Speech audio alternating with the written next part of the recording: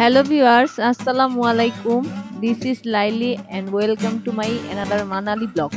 গতকাল আমরা মানালি মল রোড থেকে গাড়ি ভাড়া করি কক্সবাজার, আতল টানেল এবং সোলাং ভ্যালি ঘোরার জন্য।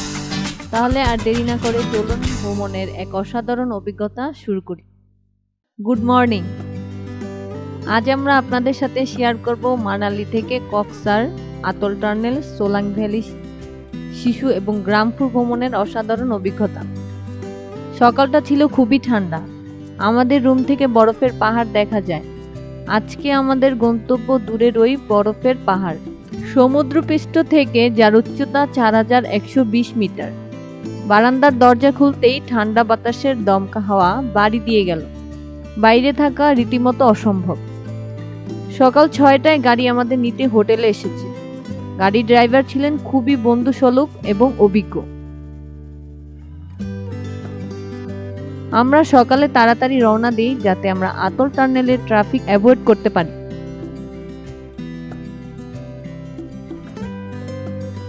আমরা গাড়িতে উঠে মানালির প্রাকৃতিক সৌন্দর্য উপভোগ করতে করতে কক্সবাজারের পথে রওনা দিই। রাস্তার দুপাশের পর্বত, সবুজের সমারোহ এবং দূরের বরফের পাহাড় দেখতে দেখতে চলার অভিজ্ঞতা ছিল অসাধারণ।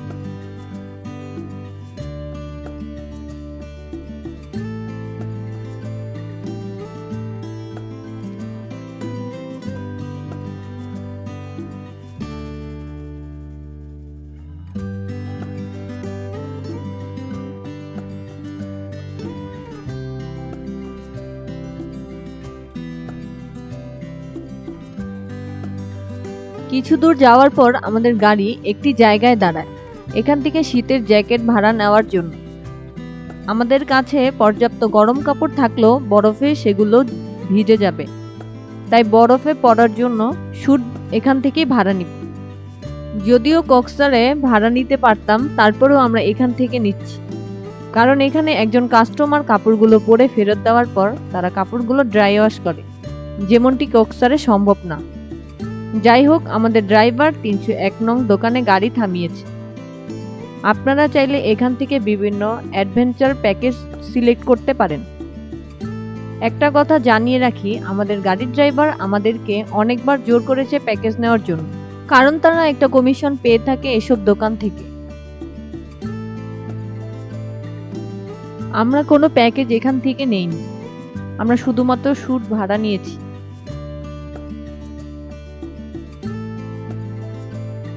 আমাদের দুজনের কমপ্লিট স্যুট জুতা সহ খরচ পড়েছে 500 রুপি।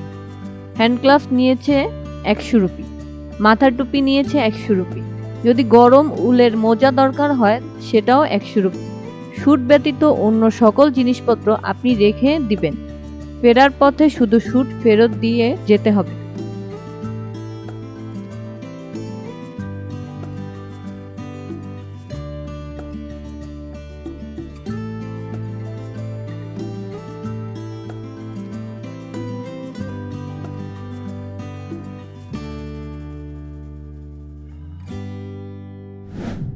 কাপড় ভাড়া নিয়ে আমাদের গাড়ি এখন এগিয়ে যাচ্ছে কক্সবাজারের দিকে।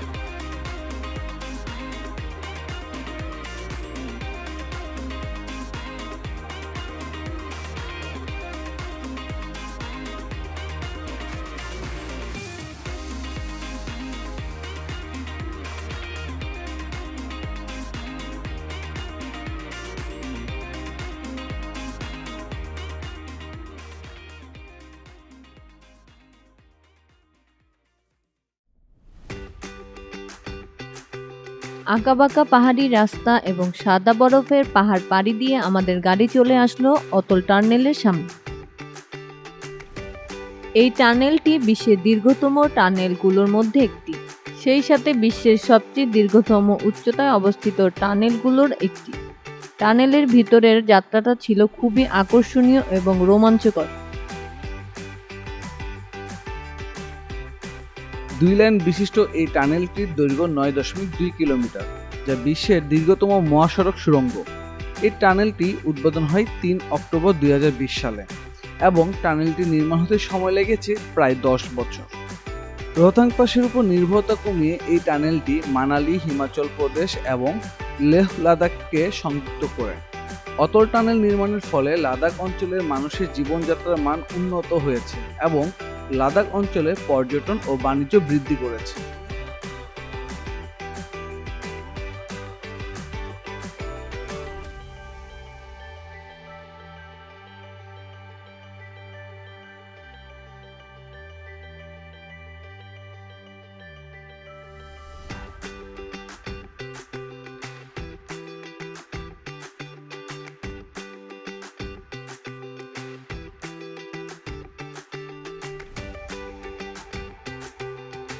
টানেল থেকে বের হয়ে টি আকৃতির রোড দেখা মিলবে। বাম দিকে চলে গিয়েছে লেহ লাদাখ এবং ডান দিকে কোকসার। যেহেতু আমাদের গন্তব্য কোকসার, তাই আমরা ডান দিকে গেলাম।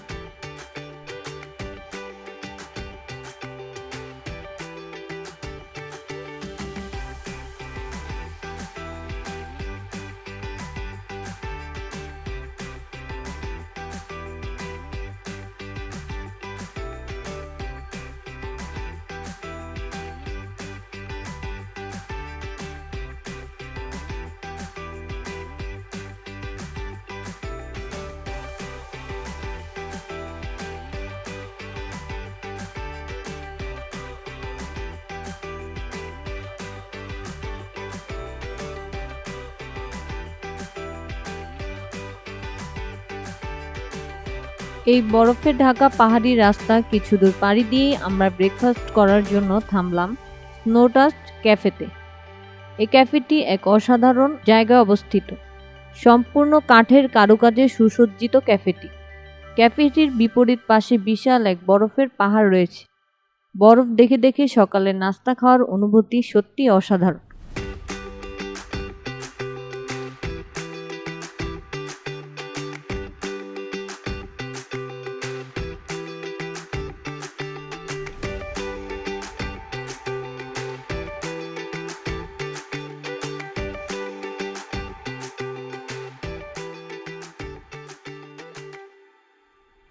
খাবার অর্ডার করে কিছুটা সময় আমরা জায়গাটা এক্সপ্লোর করেছিলাম। এমন সময় আমাদের অর্ডার চলে এসেছে। মানালিতে গত দুদিনের খাওয়া দাওয়ার অভিজ্ঞতা থেকে ধারণা নিয়ে আমরা দুজনের জন্য এগ ফ্রাইড রাইস এবং এগ বিরিয়ানি অর্ডার করে দিলাম। আমরা যারা মুসলিম অথবা বাঙালি আছি, তারা মানালিতে এসে এখানকার স্থানীয় খাবার খাওয়া খুব টিপিক্যাল একটি বিষয়। গত দুদিন ধরে এটাই আমাদের এক ধরনের অভিজ্ঞতা যে এখানে একমাত্র তৃপ্তি করে পেট ভরার মতো খাবার খেতে হলে এগ ফ্রাইড রাইস অথবা এগ বিরিয়ানি হলো বেস্ট মেনু চয়েস আমাদের জন্য। খাবার শেষে আমরা আবার আমাদের যাত্রা শুরু করলাম। আঁকাবাঁকা পাহাড়ি রাস্তা এবং সাদা বরফের পাহাড় পাড়ি দিয়ে আমরা এগিয়ে যাচ্ছি কোকসারের দিকে।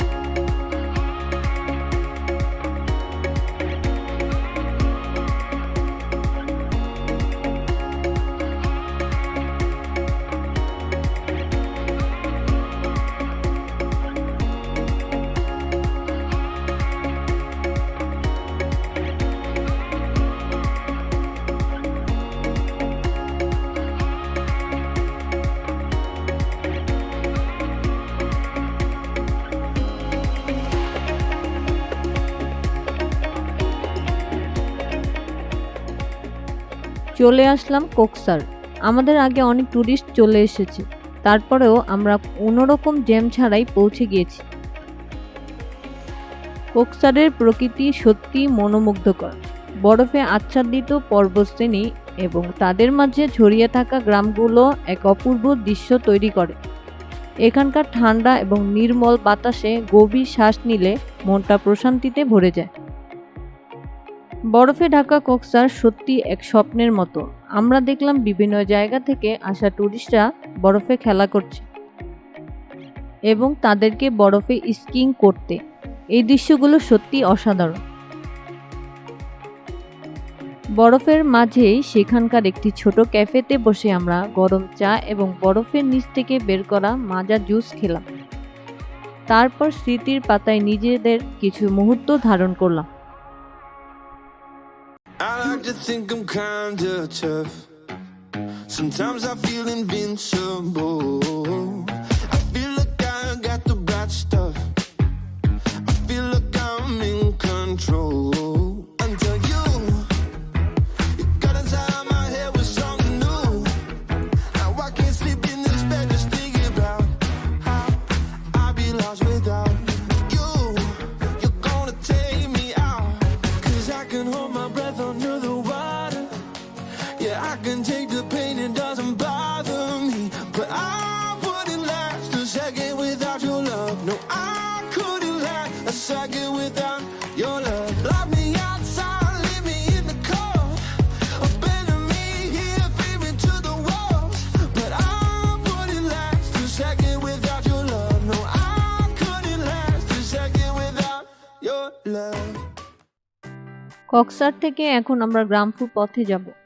ভাগ্যকর্মে পারমিশন পাওয়ার সাপেক্ষে আমরা গ্রামফু যেতে পারছি। গ্রামফু হলো বরফের রাজধানী। আমরা 3000 রুপি দিয়ে বাইক ভাড়া করি, যে আমাদের গ্রামফু নিয়ে যাবে এবং আমাদের সেখানে 15 মিনিট সময় দিবে, তারপর আবার নিয়ে আসবে।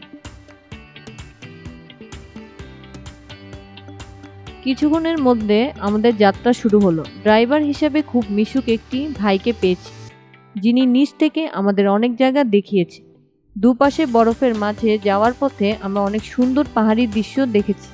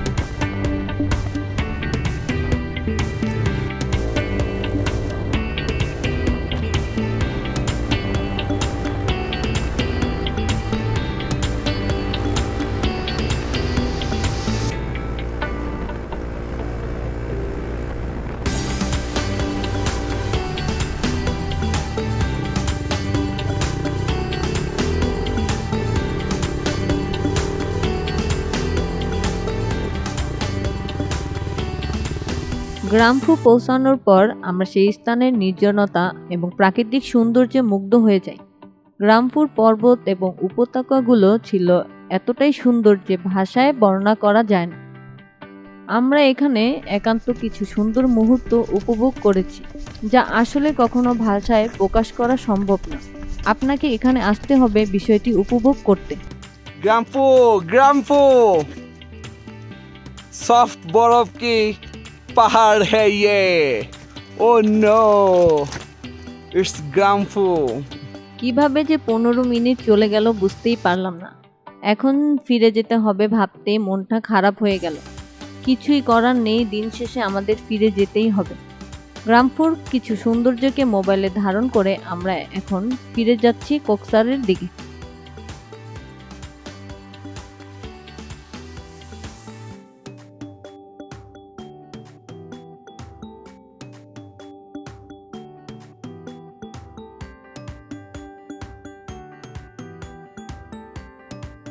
দুই পাশে বরফকে পাশ কাটিয়ে আমরা চলে আসলাম কক্সার বাজারে। যেখানে আমাদের গাড়ি পার্কিং করেছিলাম।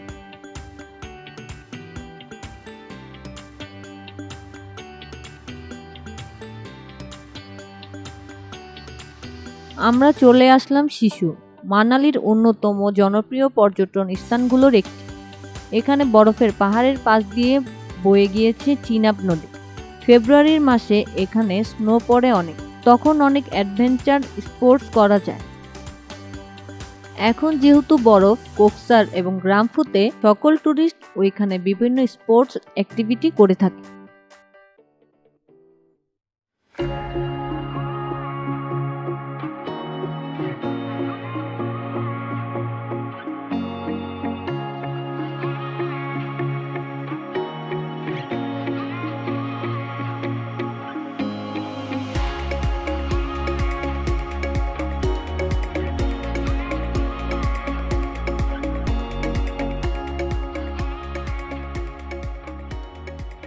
শিশুতে কিছু সময় কাটিয়ে আমরা এখন ফিরে যাচ্ছি মানালিতে। যাত্রাপথে আমরা সোলাং ভ্যালির উপর দিয়ে যাব, কিন্তু সোলাং ভ্যালিতে এবার নামবো না। সোলাং ভ্যালি মানালির অন্যতম জনপ্রিয় পর্যটন স্থানগুলোর একটি। এখানেও বিভিন্ন অ্যাডভেঞ্চার স্পোর্টস করা যায়। এখানে প্যারাগ্লাইডিং, জিপ লাইনিং এবং বরফের সময় স্কিং সহ আরও অনেক কিছু করার সুযোগ রয়েছে। যেহেতু এখন সোলাং ভ্যালিতে বরফ নেই, তাই আমাদের এখানে নামার ইচ্ছে ছিল না।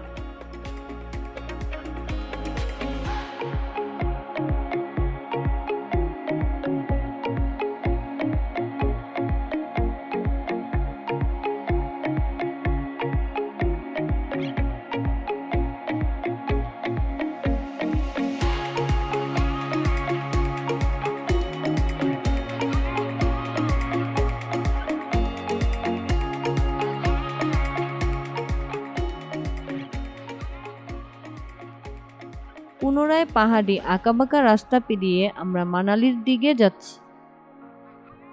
কিছু সময় পর আমাদের গাড়ি সকালে যেখান থেকে শ্যুট ভাড়া নিয়েছিলাম সেখানে এসে দাঁড়ালো। আমরা আমাদের শ্যুট ও জুতা ফেরত দিয়ে আবার মানালির দিকে যাত্রা শুরু করলাম। গাড়িতে বসে আমরা পুরো দিনের স্মৃতিচারণ করছিলাম। মানালির এই ভ্রমণ আমাদের জীবনের অন্যতম সেরা অভিজ্ঞতা হয়ে থাকবে।